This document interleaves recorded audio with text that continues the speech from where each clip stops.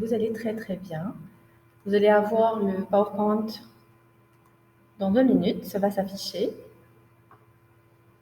Voilà, donc c'est affiché. Bonjour tout le monde, je suis très heureuse de vous retrouver pour un nouveau cours, module Management S1. Bienvenue à toutes et à tous, j'espère que vous allez très très bien, que vous êtes motivés, que vous préparez vos examens doucement, mais sûrement. Pour les personnes qui ne me connaissent pas, je suis le professeur Somaya Tlemi, professeur à la faculté des sciences juridiques, économiques et sociales de Casablanca, Université Arsène II. Je me fais le plaisir de vous dispenser le cours de management S1 qui en principe est pour tous les ensembles. Donc si vous êtes d'autres filières ou avec d'autres professeurs, bienvenue. Si vous êtes mes étudiants, bienvenue. Donc on y va, il ne reste pas beaucoup de séances. J'espère que vous faites des schématisations, des tableaux, des synthèses, des résumés. Et je reste à votre disposition. Si vous avez besoin de moi, vous me laissez des commentaires sur ma chaîne YouTube. D'accord? Et je me ferai un plaisir de vous répondre à toutes vos questions. Allez, prenez vos stylos, vos cahiers et on y va ensemble. Allez, donc aujourd'hui, bien sûr, puisque nous sommes dans le cadre de la structure de l'entreprise, nous avons commencé déjà la vision de Mintzberg. Mintzberg, il nous a parlé de l'importance de la structure dans une organisation, l'importance que chacun puisse avoir un rôle dans une entreprise. Donc aujourd'hui, nous allons passer à un deuxième volet comme vous voyez ici, donc c'est le 2, c'est les 7 configurations qui sont dérivées, qui sont, on va dire, une vision de Mintzberg qui s'applique à plusieurs types d'entreprises. Donc c'est utile de les comprendre.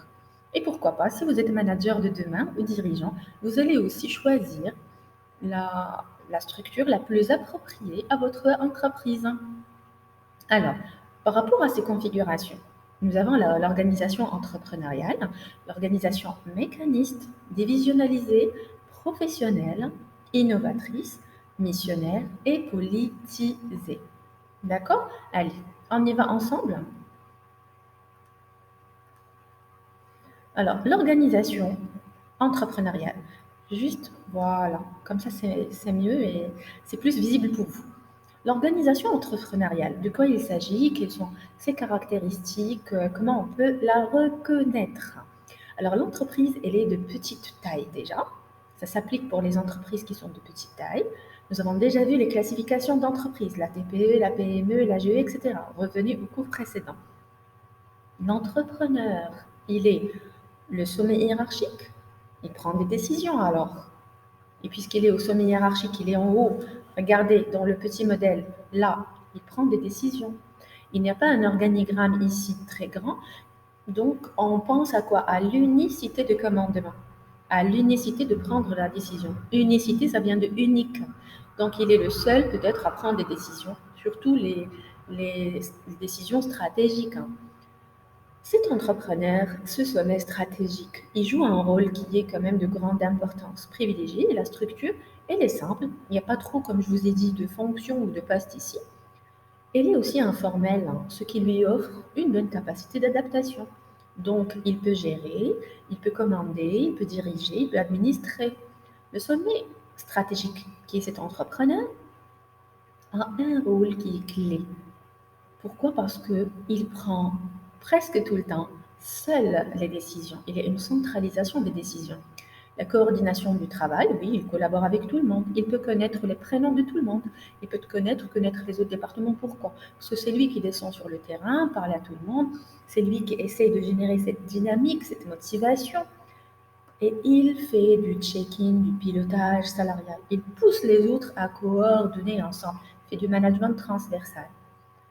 Et bien sûr, le centre opérationnel est développé parce qu'il va donner plusieurs missions aux managers qui sont ici dans le centre. Il va leur demander de collaborer. Et bien sûr, il est là pour checker, pour piloter. Le pilotage organisationnel ici est très important parce qu'il fait le suivi salarial. Donc, ce type de structure, cette configuration, qui repose fortement sur les qualités du chef d'entreprise. Ben oui, quand on dit qualité du chef d'entreprise, déjà là, il ne fait pas de management à distance. Il fait du management de proximité. Il descend, il te parle, il connaît tes problèmes, il connaît comment te motiver. Il a une connaissance déjà du salarié. Il l'observe, il le connaît très bien.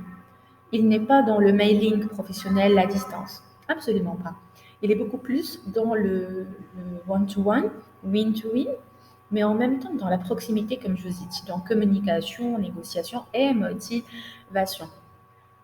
Cette configuration, elle est adoptée par les petites entreprises parce que justement, lorsque nous avons une petite entreprise, il n'y a pas beaucoup d'effectifs. Donc c'est facile de descendre et de parler à tout le monde. Mais imaginez avec moi, une entreprise où il y a 5000 salariés, est-ce que c'est possible? Pas du tout, parce qu'il ne va pas quand même passer toute sa journée à tourner entre tous les bureaux. Ça va être quand même assez difficile à gérer. Donc là, c'est une organisation simple. On passe à une deuxième, l'organisation mécaniste. Forte formalisation. Chacun à sa place, il faut passer par le processus administratif. Vous voulez une information, vous ne pouvez pas remonter l'information au chef directement, mais vous devez passer par votre N1, après le N2, après le N3. Donc il faut vraiment un respect de la structure, un respect de la hiérarchie. C'est quand même assez carré, c'est quand même assez rigide. Et chacun fait la tâche qui lui est confiée. Il y a une standardisation du travail. Si nous sommes dans le même service, c'est standard. On fait presque pareil, les mêmes choses, les mêmes tâches. Quand un est absent, on sait très bien qu'il faut le remplacer et hop, le travail doit continuer. Il n'y a pas une sorte de spécialisation, une distinction, mais il y a, on va dire, cette mécanicité, c'est mécanique. Il faut que tout, ça rappelle qui? Ça rappelle Taylor. Si vous avez suivi avec moi les cours, ça rappelle Taylor dans une sorte d'automate. Il faut que tout le monde fonctionne de la même façon pour arriver aux objectifs, ni plus ni moins. L'importance ici de la technostructure, pourquoi? Parce qu'on va chacun gérer l'autre, encore chacun gérer l'autre, encore chacun gérer l'autre. On va vraiment retrouver la pyramide. Nous avons besoin de fonctions de support logistique. Et à la ligne hiérarchique, nous avons bien sûr un sommet qui est développé. Donc ici, nous avons un commandant, mais nous avons du support, et bien sûr, nous avons les fonctionnels, les opérationnels qui sont sur le terrain. Ces procédures sont élaborées par des experts. Bien sûr, on ne va pas créer cette pyramide de fonctions aléatoirement. C'est pourquoi les fonctions de support et de technostructure, ils ont une énorme importance et ils ont une place prépondérante.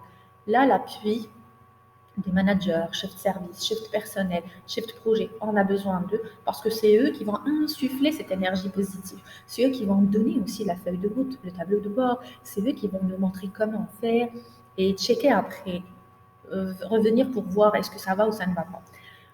Je passe. Bien sûr, elle se caractérise par une grande taille, c'est normal. Lorsque nous avons une entreprise de grande taille, le travail doit quand même être rationalisé. Oui, parce que si on laisse quand même la liberté à chacun de faire ce qu'il veut, on ne va jamais s'en sortir. Donc, les formalités, les procédures standardisées, c'est la règle. D'accord? On a des fiches de poste avec des missions bien structurées, des missions bien claires, tout est clair et net pour tout le monde. Son fonctionnement, oui, il est efficace, il est précis. Et bien sûr, il faut savoir qu'il y a des obstacles, des contraintes, des limites. Lesquelles? Ce type d'organisation, il évolue difficilement. Pour quelle raison? Parce qu'on suit le même schéma que 1901. On suit les mêmes procédures, les mêmes stratégies, on n'innove pas. Il n'y a pas de place à l'innovation. C'est l'exécution depuis toujours. Depuis toujours, tu rentres, tu trouves le même process qui est suivi, qui a été suivi et qui va être suivi. Lorsqu'il y a un changement brutal, lorsqu'il y a une crise, c'est difficile pour les gens de s'adapter, d'innover, de rénover, de s'adapter à la crise. Tout simplement parce qu'ils ont eu l'habitude de fonctionner avec la même chose. Allez. L'organisation divisionnalisée, c'est la troisième configuration.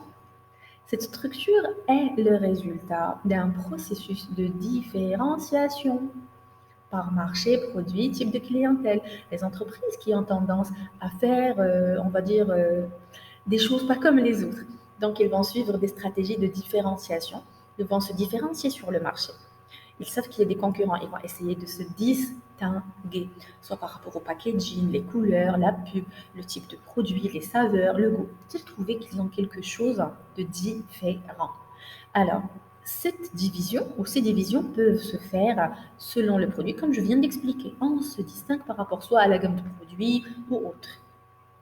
Ces divisions disposent d'une certaine autonomie. Ben oui, parce que quand tu veux être différent, qu'est-ce que tu dois faire? Tu dois être autonome dans ta prise de décision et en même temps, tu dois aussi créer tout le temps de la nouveauté. Bien sûr, ici, le service marketing, le service recherche et développement, Il joue un grand rôle. D'accord, donc chaque division reste dirigée, chapeautée, ça veut dire dirigée, menée, conduite par une direction qui est générale. Donc hop, voilà les dirigeants. D'accord. Elle fixe les objectifs, cette direction générale, mais il y a l'appui. Il y a l'appui, le directeur de département, le DRH, le directeur général adjoint, qui vont chapeauter qui? Chaque division. On a aussi, bien sûr, un travail par division. Quand vous entendez division, ça fait appel à quoi? Des départements. Il y a plusieurs départements, plusieurs spécialisations. Il y a ceux qui sont spécialisés en ceci, les autres en cela. On peut trouver, par exemple, dans le secteur automobile, on a une énorme holding, une géante holding, ben, ceux qui sont dans la fabrication de l'automobile, les pièces détachées, le design, la pub, ainsi de suite. Donc, les ordres viennent de là, ils viennent par rapport au chef de département, au chef de projet, qui lui, à son tour, chapeaute, dirige les équipes, et ainsi de suite. On parle on va dire, l'aspect suivant. Les fonctions de support sont essentielles. Voilà, hop. Elles assurent les coordinations entre les divisions. Ben oui, imaginons, nous avons ici un chef de projet qui a besoin de qui? Il a besoin du service financier pour savoir s'il peut ou il ne peut pas se permettre certaines choses. Le service financier va lui donner son aval, va répondre, mais ils ont peut-être aussi besoin du service marketing. Ils auront aussi besoin du service commercial, ainsi de suite. Il y aura une certaine coordination. Ils vont travailler ensemble. D'accord. Et chaque responsable de division, bien sûr, dans le cadre de réunions, ils vont faire de la collaboration, de la corroboration.